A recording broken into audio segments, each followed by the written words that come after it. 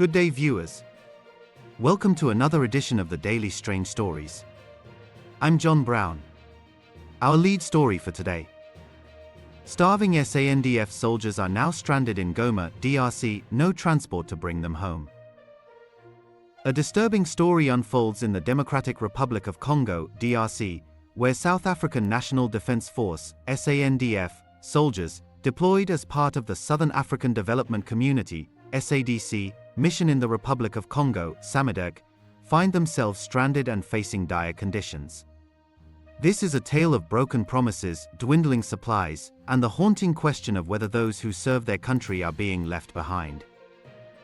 The initial deployment of SANDF troops to the DRC occurred in December 2023, under the banner of SAMIDRC, with the aim of addressing the ongoing conflict in the eastern region of the country. The mission, which also included troops from Tanzania and Malawi, was intended to neutralize the M23, an ethnic Tutsi militia group that had been terrorizing the area for over a decade. However, the situation on the ground quickly deteriorated. In January 2025, the M23 launched a major offensive, capturing Goma, the capital of North Kivu province, and other key territories.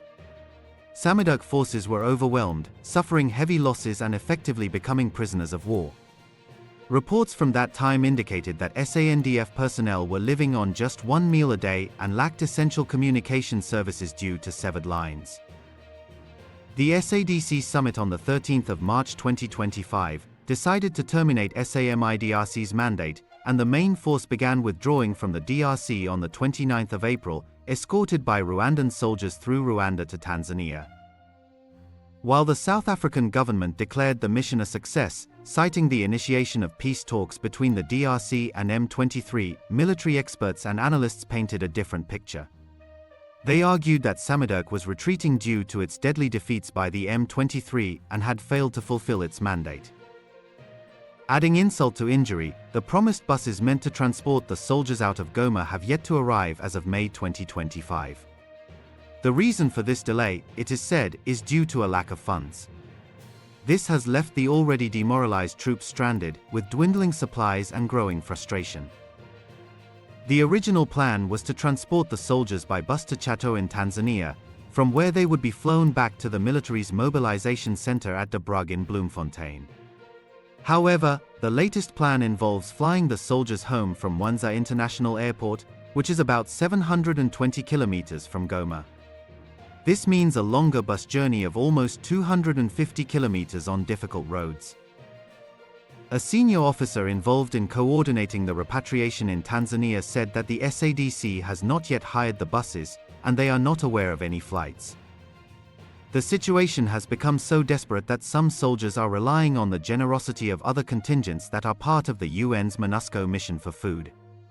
These countries are sharing their own emergency supplies with the SANDF troops, who are literally dependent on mercy. One frustrated officer expressed his concern about how to explain the situation to his subordinate troops when he himself does not know what is happening. He said that it is not pleasant for anyone to know that the equipment is apparently more important than the people, especially given the difficult circumstances they have been living under since January. He also revealed that some of the soldiers are threatening to protest at SAMIDRC's headquarters, which would be an even greater disgrace for South Africa. Military expert Helmoed-Römer said that the logical order of withdrawal is to transport out the non-essential soldiers first, with an armed component that will also monitor the security of the withdrawal remaining behind. After them, the combat equipment and the rest of the soldiers are taken out, with special forces and paratroopers being withdrawn last. Heitman added that if it is true that there are problems with the SADC providing the necessary transport, the military simply cannot rely on the SADC for support in any future deployments. He also pointed out that there were already similar problems with promised support from the SADC during the previous regional deployment in Mozambique, which also did not materialize. The Democratic Alliance, DA, has criticized the SANDF deployment to the DRC, calling it a national tragedy. The DA said that the death of 14 South African soldiers and a further 174 injured in battle is not a success story. They also claimed that SA troops were paid less than a quarter of the stipend they were allegedly allocated, while Tanzanian and Malawian troops on the same mission earned nearly double.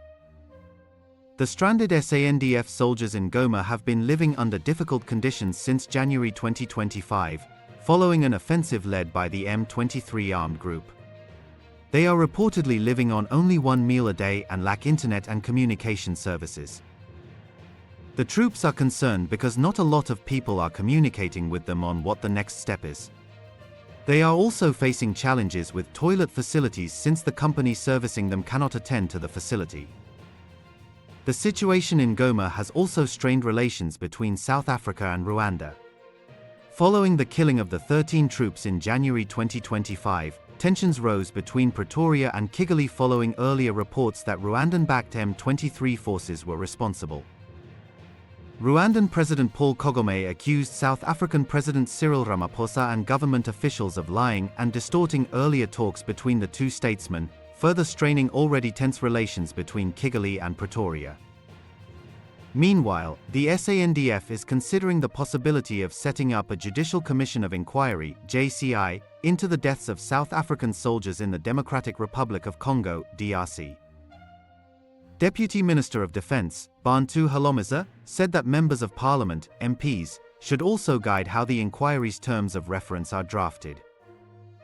The situation in Goma raises serious questions about the planning and execution of the SANDF deployment to the DRC. It also highlights the challenges of peacekeeping missions in complex and unstable environments. Several factors contribute to the challenges faced by peacekeeping missions in the DRC and other conflict zones. One key issue is the complex political landscape, often involving multiple armed groups with shifting alliances and external support. This makes it difficult to achieve lasting peace and stability. Another factor is the lack of adequate infrastructure and resources, which hinders the delivery of humanitarian aid and the implementation of development programs. Corruption and weak governance also play a role, undermining efforts to build trust and establish the rule of law. To mitigate these challenges, international organizations and individual countries are increasingly focusing on comprehensive approaches that address the root causes of conflict, promote inclusive governance, and strengthen local capacity for peace building. The events in Goma also raise questions about the role of regional organizations like SADC in peacekeeping operations. While SADC has a mandate to promote peace and security in southern Africa, its effectiveness has been hampered by a lack of resources, coordination, and political will. The delayed transport for the SANDF soldiers in Goma is just one example of the challenges facing SADC in its efforts to support peacekeeping missions. Thank you for watching this news video. We'd love to hear what you think about this story, so please leave your comments below. We read them all and appreciate your insights. Join us again in our next strange story. Until then, goodbye.